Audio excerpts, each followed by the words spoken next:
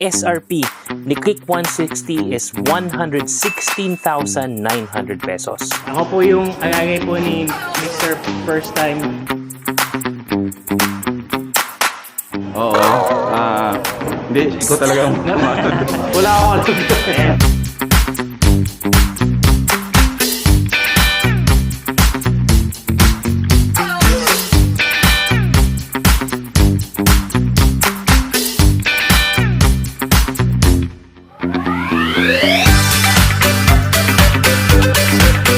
Go! Ano? Mga brother! Ay mga brother!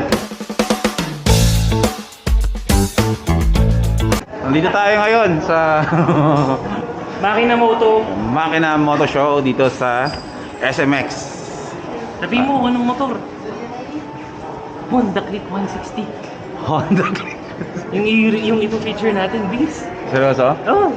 Okay, ngayong araw na to, ang ipipicture natin dito ay ang Honda Click 160.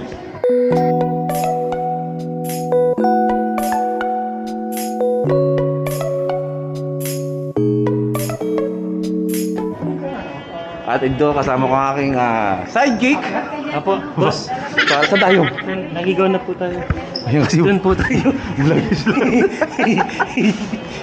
kasama ko dito ang aking cameraman.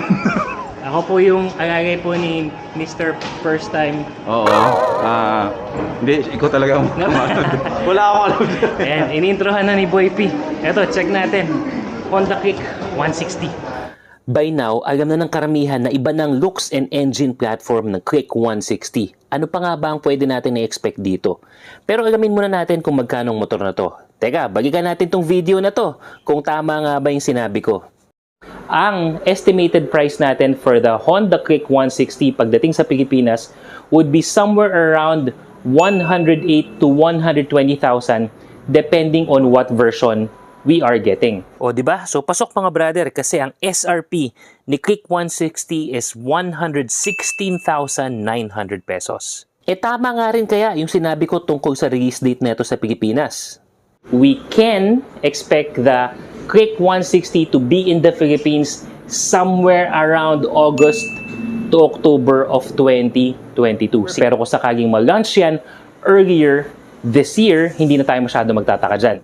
O di ba mga brother, kaya follow my pages and social media channels para updated kayo sa mga motorcycle news na ganyan. Ngayon, punta tayo sa look at forma ni Click 160. Mas mabuto at sporty ang dating ng motor na to versus the earlier versions of the Click. It doesn't have a lot of decals going for the premium looks, and so far we have seen 3 available colors dito sa launch ng motor na to sa Makina Moto Show. It comes in red, which is matte finish, black, and white. Ang tapang ng front designs nito with the aggressively shaped headlight assembly with dark trimmings kaya mas lalo pa siyang nagpapaangas. Signal lights are integrated sa body fairings na which adds dimension dun sa looks. Over at the side, malinis tingnan ng Click 160 brand. It's highlighted by the embossed chrome branding. Syempre, sporty din yung datingan ng muffler niya. The grab bar at the rear are designed and aligned in such a way na hindi siya halata. It smoothly blends well dun sa design ng motor. Updated na rin yung shape ng taillight nito. But for the signal lights, it's still set up separately and hindi pa siya integrated dun sa taillight assembly niya. Kung ako lang ang tatanungin, ang tingin ko dito parang it's a combination of the Aerox version 1 and the Airblade. Yun yung dating niya sa akin eh.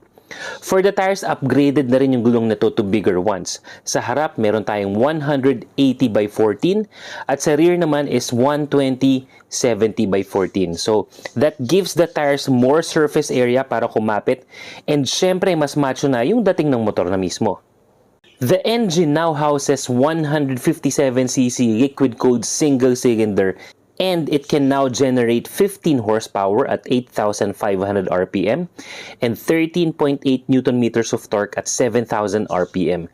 Kung ikukumpara natin to sa main competition niya, which is the Aerox, parehas na sila ngayon ng power output and torque delivery. So it's very interesting when we take this outside, yung real life review natin, kasi masusubukan natin yan at ikukumpara natin to sa Aerox version 2. While having more power, Honda claims na ang fuel efficiency nito maglalaro around 46 kilometers per liter. So abangan yung real life review ko nito Again, ira-ride natin to at bibigyan ko kayo ng feedback kung kumusta nga ba ang overall na motor na to sa real life riding natin.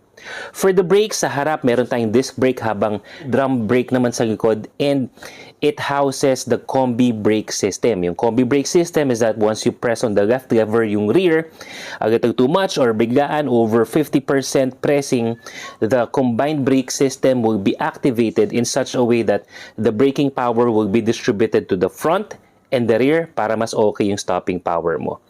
Ang medyo disappointing nga lang sa akin para sa Honda Click 160 is that for the Philippine version, wala tayong ABS version na lumabas. So, tingnan natin at kung kailan at kung dadagin nga ba yun dito sa Pilipinas. Pero definitely, i-update ko kayo tungkol dyan. Feature pack na rin ang Honda Click 160. The digital panel is updated. Although it still looks similar dun sa mga older Click versions. Yung parang one strip of screen that houses the basic information na kailangan mo makita sa motor mo while riding. You would also have those front pockets. Kung may mga kailangan ka ilagay dyan, you would also have the USB charging port. At ang paborito natin, yung gulay board. It actually has good space dun sa floorboard niya for your feet to move around. At pagdating naman sa fuel tank capacity, it can house 5.5 liters. Meron na rin tong handbrake, so in case medyo slopey yung pagpaparkan mo, at least masisecure yung motor mo.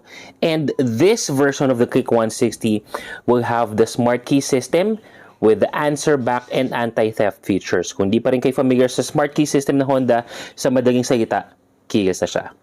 So mga brother, abangan nyo sa pages ng channel ng Motor ni Juan ang full performance review nito. Hinihintay na lang natin yung unit na mapadala sa atin. And for more motorcycle news, updates, tips, siguraduhin nyo na naka-follow at naka-subscribe kayo sa lahat ng ating mga social media channels katulad ng YouTube, Facebook, Instagram, and TikTok. Till our next video mga brother! Salute!